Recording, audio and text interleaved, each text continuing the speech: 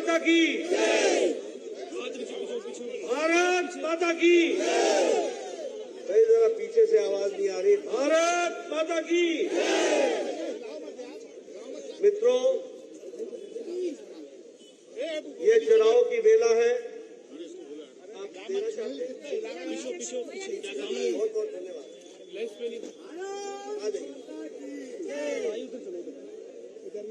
मित्रों, ये चुनाव की बेला है।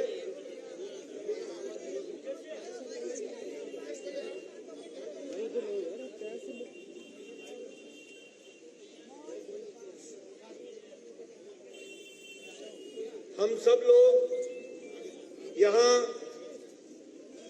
बहन जी के लिए चुनाव में विजयश्री मिले, इसके लिए निवेदन करने के लिए मैं आया हूं।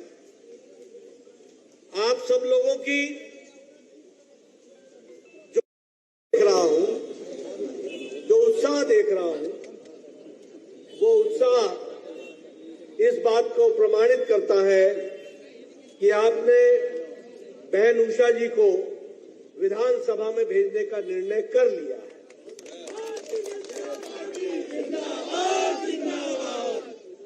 मैं ये भी जानता हूं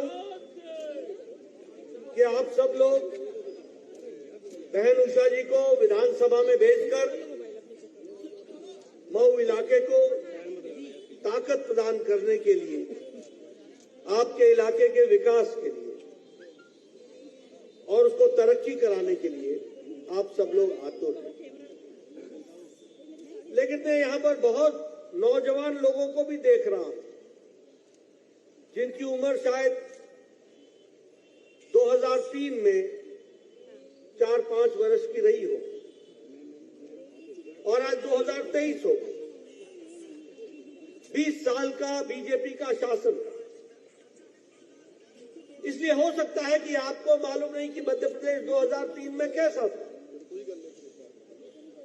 क्योंकि 2023 के उजाले को देखकर 2003 के अंधेरे को पहचानना मुश्किल होता है।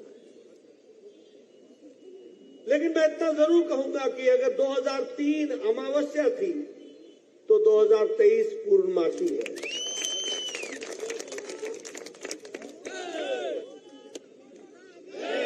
एक समय में मध्य प्रदेश बीमारू राज्य कहा जाता था। बीमारू का म जो था वो मध्य प्रदेश के लिए था। टूटी फूटी सड़कें, लोड शेडिंग, लाइट कुछ घंटे आना, विकास के नाम पर कुछ नहीं, भ्रष्टाचार के नाम पर सब कुछ, यह मध्य प्रदेश ने देखा है। मैं ठीक बोल रहा हूं? सही बोल रहा हूं? मित्रों, ये चुनाव सिर्फ उषा जी का नहीं है। ये उषा ठाकुर जी को विधानसभा भेजने का नहीं है। ये मध्य प्रदेश को भारतीय जनता पार्टी के शासन में और गति से आगे बढ़ाने का है। इसको भी और उसके करणीय कार्य में उषा जी भी अपना पूरा योगदान करेंगे। मैं यहां ये भी आपको बताना चाहता हूं, और मैं मीडिया के साथी आप सब लोग जो लगा के बैठे हैं, जरा मेरी बात गौर से सुन लेना। कांग्रेस का मतलब है करप्शन, कांग्रेस का मतलब है भ्रष्टाचार, कांग्रेस का मतलब है अत्याचार, कांग्रेस का मतलब है अनाचार, कांग्रेस का मतलब है आपके हकों पर डाका डालना। कांग्रेस और भ्रष्टाचार ये एक ही सिक्के के दो पहलू हैं। और भारतीय जनता पार्टी का मतलब है आपकी तरक्की, भारतीय जनता पार्टी का मतलब है आपका विकास, भारतीय जनता पार्टी का मतलब है आपकी सरकार, भारतीय जनता पार्टी का मतलब है आपके साथ मिलकर के मध्य प्रदेश को आगे बढ़ाना, यह उसका मतलब है। फिर मैं कहने के लिए नहीं कह रहा हूं। आपको याद है ना, ये हमारा सबमरीन पनडुब्बी का घोटाला याद है ना, यूपीए के टाइम में? ये याद है कि नहीं कि भूल गए? तो ऐसे लगे हुए जैसे कि लग ही नहीं रहा है। यहाँ चढ़ने के लिए तो सारे तैयार थे, अब आवाज लगाने के लिए कोई तैयार नहीं।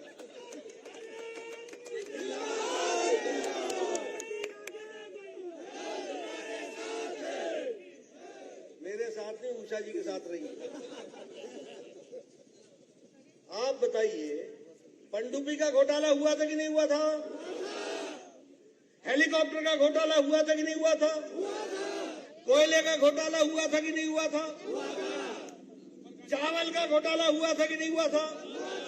चीनी का घोटाला हुआ था कि नहीं हुआ था? तो ये कांग्रेसी न आकाश छोड़ा, न जल छोड़ा, न पाताल छोड़ा, न धरती छोड़ी। ये तीनों लोग में भ्रष्टाचार, ये कांग्रेस पार्टी का अनाचार। किया कि नहीं किया? और आपको मैं बताऊं,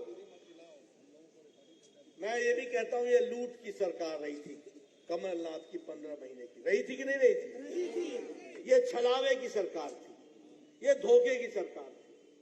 आपको सिर्फ मैं याद दिलाता हूं, बोला था कि नहीं कि 10 दिन के अंदर कर्जा माफ होगा किसानों का? बोला था कि नहीं? और 11,74,000 यानी 12 लाख किसानों डिफॉल्टर हो गए कि नहीं हो गए? छलावा था कि नहीं? धोखा था कि नहीं? ऐसे लोगों को आने देना है क्या?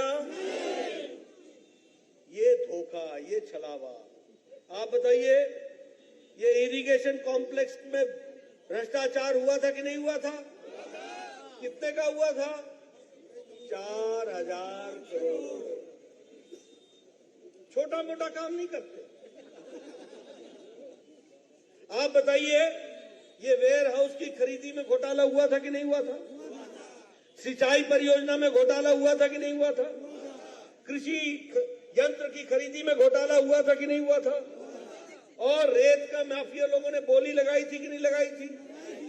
और ये ऑगस्टा वेस्टलैंड में टैक्स की चोरी नहीं, टैक्स की चोरी 1,350 करोड़ रुपए की हुई थी कि नहीं हुई थी? और कमलनाथ का भतीजा उसमें इन्वॉल्व था कि नहीं था? ऑगस्टा वेस्टलैंड में रतुलपुरी इसका भांजा इन्वॉल्व था कि नहीं था? तो आप बताइए, कमलनाथ तो छोड़ो, भतीजा और भांजा भी नहीं छूटे।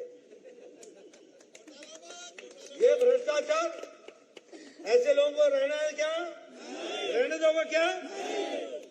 अब मित्रों, आप बताओ, देश मोदी जी के नेतृत्व में आगे बढ़ रहा है कि नहीं बढ़ रहा है? बढ़ रहा है कि नहीं बढ़ रहा है? 5वें नंबर की अर्थव्यवस्था हो गई कि नहीं हो गई?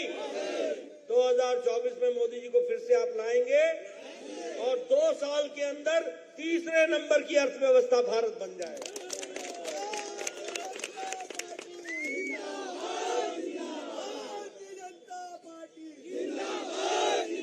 ये 9 साल पहले जो आप मोबाइल लेके चलते थे, ये चाइना का होता था।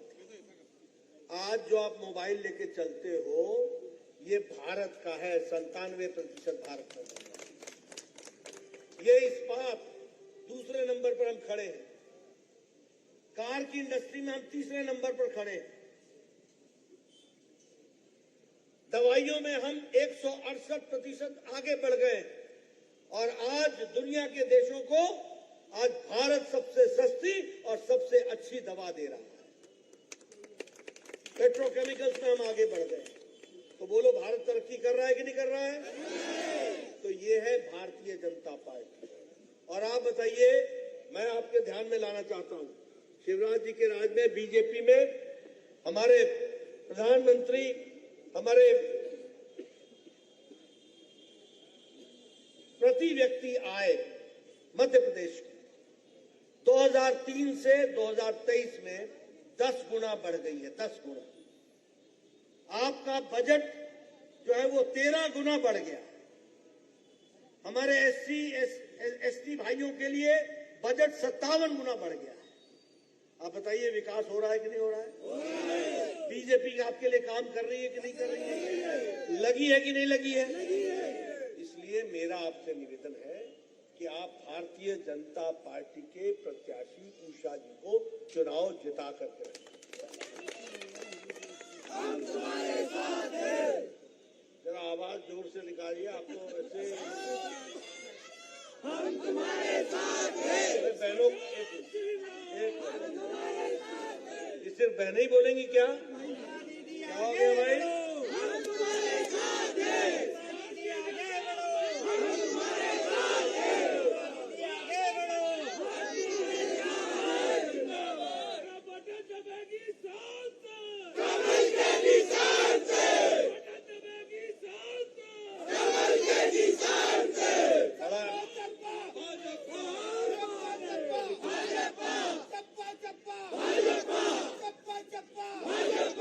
बड़ा टाइम लगता है जगाने में है? ऐसे काम चलेगा क्या? जिताओगे ना? आप बताओ, मध्य प्रदेश का विकास भारतीय जनता पार्टी के टाइम पर हुआ है कि नहीं हुआ है? 34 नए रेलवे स्टेशन बन रहे हैं कि नहीं बन रहे? हाईवे बन रहे हैं कि नहीं बन रहे? इंदौर में मेट्रो का ट्रायल हो गया कि नहीं हो गया? भोपाल में मेट्रो का ट्रायल हो गया कि नहीं हो गया? ओवरब्रिज बन रहे हैं कि नहीं बन रहे हैं? वंदे भारत ट्रेन चल पड़ी कि नहीं चल पड़ी? अब 17 तारीख को उषा जी की ट्रेन चला देना, मऊ टू भोपाल, उसकी तैयारी करोगे ना? करोगे? आप सब लोगों से मेरा निवेदन है, भाई पीछे वाले बताओ, करोगे ना? करेंगे ना? मित्रों, ये उषा जी को विधानसभा में भेजना, ये सिर्फ उषा जी को भेजना नहीं है, ये मऊ को मुख्य धारा में लाना है, इस बात को समझ लो। और इसलिए मैं आपसे ये निवेदन करने आया हूं कि आप भारतीय जनता पार्टी की प्रत्याशी बहन उषा जी को जिताइए, उनको ताकत प्रदान कीजिए। नौजवान साथी पूरी ताकत से लगे, हमारी बहनें पूरी ताकत से लगे और घर घर जाइए। मेरा मोदी जी का संदेश घर घर पहुंचाएंगे ना? पहुंचाएंगे ना? बहुत बहुत धन्यवाद।